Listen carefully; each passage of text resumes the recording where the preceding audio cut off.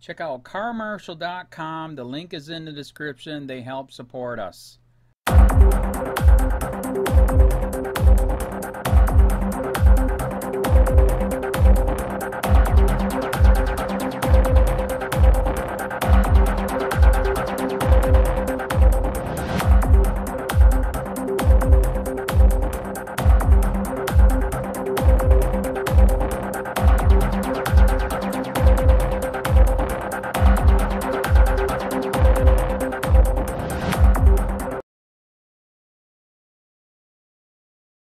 Millions spent in South Florida to jail small-time offenders. Larry Barzowski, contact reporter. Taxpayers in South Florida are spending millions of dollars every year to jail people accused of crimes as petty as panhandling and public drinking. A homeless man arrested for sleeping on Fort Lauderdale's public beach spent 42 days in the Broward County Jail at a cost of about $5,880 to the county because he could not afford a $25 bond, court records show. He ended up being charged a $50 court fine.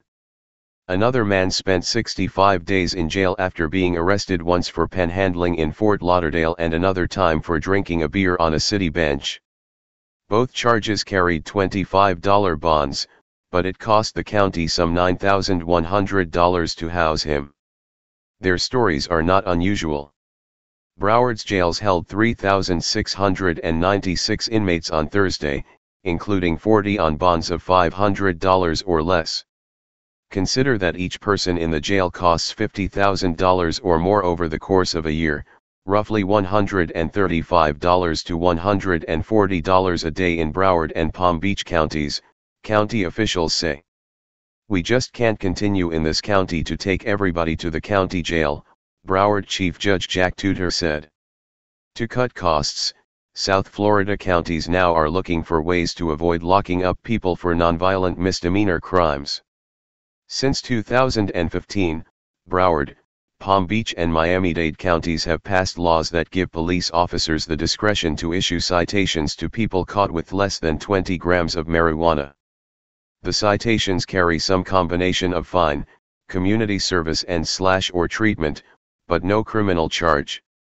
Broward commissioners are considering extending the practice to offenses such as petty theft, possession of drug paraphernalia, trespassing, possession of alcohol by a person under 21, disorderly conduct and littering. A person would not be eligible if they were charged with a misdemeanor connected to a felony, domestic violence, another violent crime or driving under the influence. In Palm Beach County, the Criminal Justice Commission has received a $2 million MacArthur grant to find ways to reduce the county's jail population. Ideas include dropping warrants for low-level offenses that are more than 10 years old, directing homeless people charged with minor offenses to housing and social services instead, sending out reminders of court dates to defendants. About 14% of the people jailed in 2016 were there because they missed a court date.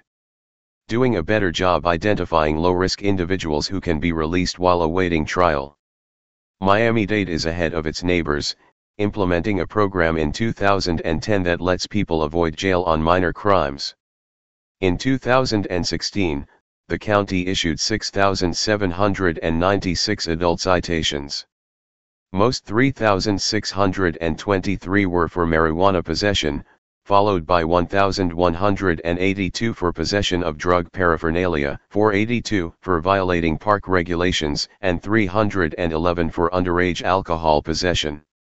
When Palm Beach County Commissioners approved marijuana citations in 2015, figures showed it cost $322,245 for the county to jail people between 2009 and 2015 for low-level marijuana possession.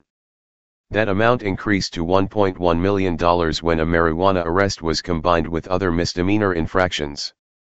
All three counties already have juvenile citation programs that help keep kids out of court on nonviolent misdemeanor.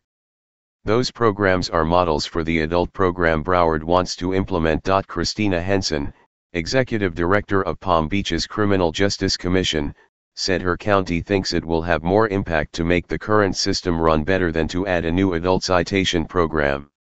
We're not done. This has been the product of 2 years' worth of data and work, Henson said. We're just starting to look at the full picture of the types of people who are coming into our system. A 2016 study by James Austin, president of the GFA Institute, which evaluates criminal justice practices, found that Broward's jail housed many homeless people on bonds of $100 or less, despite the non-serious nature of their charges. On one day in August 2016, the jail held 818 people in minimum security awaiting trial, he said. This large number begins to suggest that there is a significant number of pretrial defendants who could be safely released to the community under the supervision of the sheriff's office or could be assigned to alternative housing, Austin concluded. Broward Commissioner Dale Holness said his goal is to ensure that we don't continue to put low-income people in jail and prison as much as we do. The citation program would help with that, while ensuring that justice is served, he said. This would hold them accountable for their actions, Holness said. They're not getting off scot-free. They'll pay a price. Broward officials hope to do more than just reduce the jail population. They also want to prevent blemishes on otherwise clean records, blemishes that could make it more difficult for people to get jobs. Broward Public Defender Howard Finkelstein said using citations will allow police the opportunity to stop the behavior, to cite the behavior, to fine or remedy the behavior without branding that young person for the rest of their life. Hey Charlotte County, this is Charlotte County Cop Watch, and I wanted to explain what fair use is. You can use pieces of news articles if you're doing it for news reporting, you have commentary, and you're doing it for education purposes. So that's what fair use is, as you can see right here.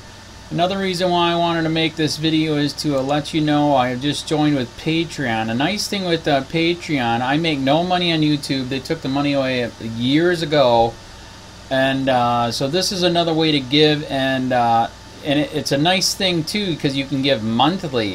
You can give $1, $5, $10, whatever. I do 4 to 5 hours a day on trying to wake the sheeple up on how corrupt it is and different ways that you can fight the corruption. So Patreon is a way that you can do it, and then of course the old way is still there. Donate to Charlotte County Cop Watch with PayPal or credit card. So keep that in mind. 4 to 5 hours a day. I make no money, but the corruption happened to me and I'm sick of it, so I'm trying to wake people up.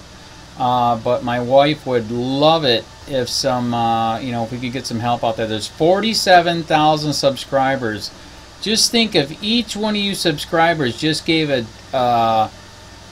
let's say